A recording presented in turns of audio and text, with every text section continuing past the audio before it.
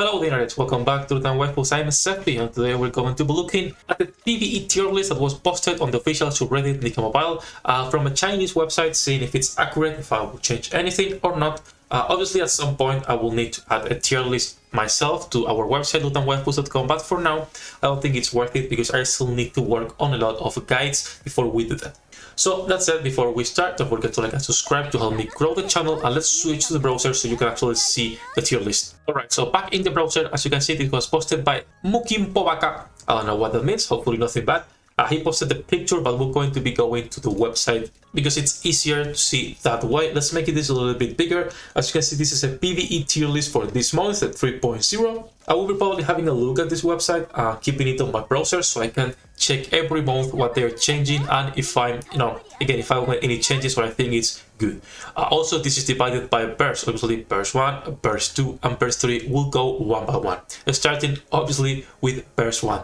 Now, burst 1, they have a T0 with litter. I think there is no discussion there. I think that's pretty accurate. But T.05, I'm not sure if Rapunzel needs to be by herself on that between 1 and 0. I think she's good. She's pretty nice.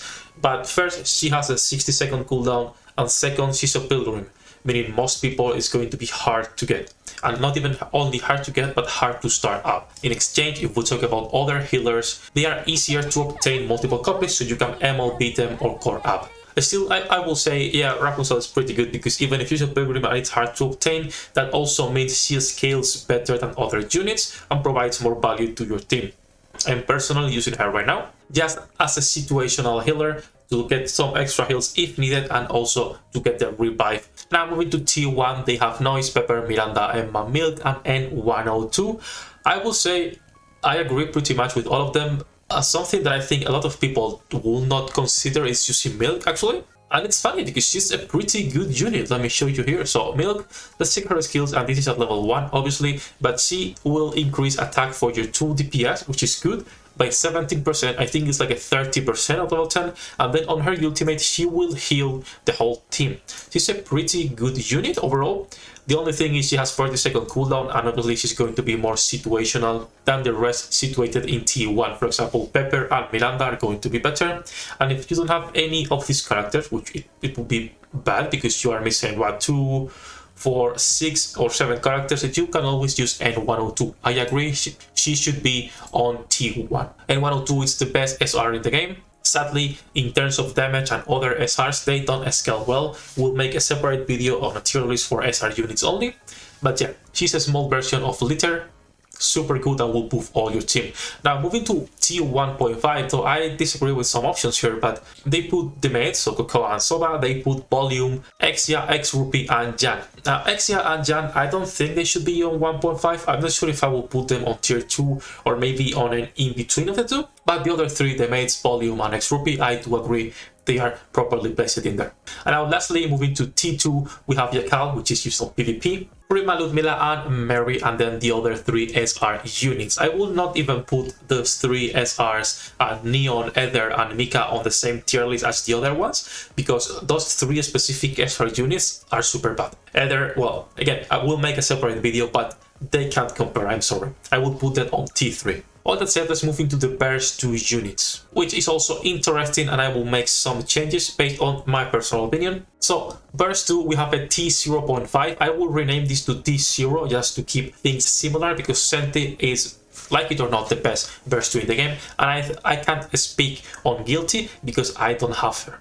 So I'm not going to be talking on her or on Sin because I'm still trying to get Sin. I'm in no rush with the Liberator system. I think it's a bad system. Honestly, it takes forever to get one character, and you need to get not only 3, but then you need to save with the Union Raid coins to get the dupes. No comment on that. So Senti and Guilty, T0.5, I agree with Senti. Then let's move into T1, which is where I don't agree with all of them.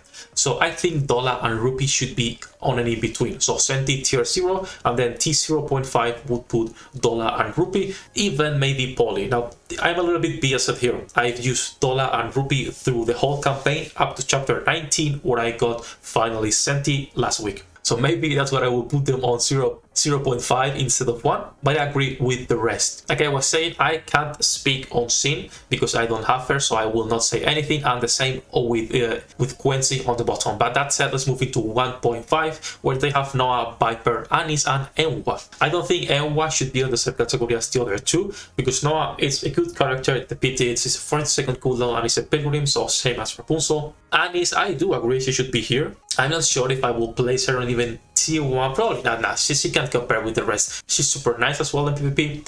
And I don't think she provides the same value as Viper or Noah, depending.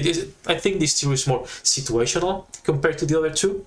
But yeah, and then we have tier 2, which is Makima, Juni, Signal, Quincy, and the 3 SRs. Here's the thing with Makima. I don't think she's a good unit, but you can abuse her for some specific, especially interception bosses. For example, Train.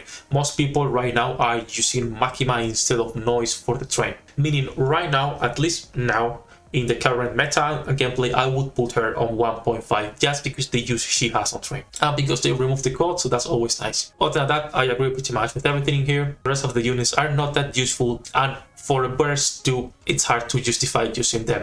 Of that said, let's move into burst 3, because this is going to be probably the hardest one, because burst 3, you can always build around them to accommodate. So this is going to be where we have the most changes, or at least my personal changes. So let's get into that. So burst 3, tier 0, we have a Scarlet, no description. Scarlet is the best DPS in the game, but I will put Modernia in the same place. I know Scarlet comes on top if we talk about pure DPS, but there's no way that you can put her on below her. They are just too useful for your team. A lot of people didn't get the Scarlet, but pulled on the bomb on Modernia's banner. And for a good reason, not only for the story, but also because she's one of the best DPS in the game. There's just no discussion in there. You can throw either Scarlet or Modernia on any team and they will work super well. So I will put her on tier 0 with Scarlet, even though Scarlet is the best DPS at the end of the day. Other change that I will do is Snow White and Alice are nice, even though you need to build around them. But I will put Haram as well on 0.5. She's probably the third best DPS. Obviously, you can say, no, Snow White is better. Yeah, if you have Snow White, because they're both pilgrims, again.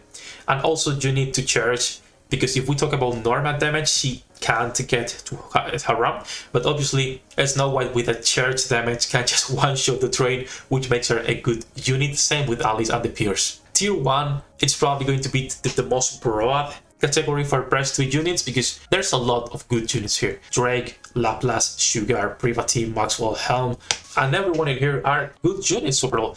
If I would change anything, maybe Laplace could be 0.5, but it's too situational. In fact, if Alice is in 0.5, I would argue Laplace needs to be on 0.5 as well, because they're both units that need to be built around and units that are super good. Also, no complaints with Neve being in tier 1. Again, probably with N102, the only other SR unit that's actually usable. But I do have a couple of disagreements in here. For example, Power, I'm not 100%, I will not put her on 1.5, but I also would not say she's up to, for example, Laplace or Haram in terms of utility and damage. And then if we go to 1.5, I agree with everything but Mihara. There is absolutely no way Mihara is any better than Robbie. They are both awful, like literally. They are the only burst 3 units you have when you are starting out, and they both suck. So I will put Mihara on tier 2, no discussions, and I will keep the rest. I will put also Solin in T2, because Solin and Crow needs to be together. Solin is no better than Crow, so they both need to be on the lowest bottom, sadly. Maybe at some point they get the buff, we'll see. So yeah, I will put Solin and Mihara on T2. The rest, I more or less agree. I do really like this tier list. I will leave the link in the description below. You have even more explanations here on the bottom. Overall, I think it's a pretty nice tier list. I'm hoping they do one monthly so I can make a video and compare the two. And at some point, hopefully, we can also add one to our website. All that said, guys, I hope the video was useful. If so, don't forget to like and subscribe to help me grow the channel. Once again, you can also join our Discord community with the link in the description below, or join us on Twitch every couple of days. You know where all the links are. Hope it was useful, and see you in the next one.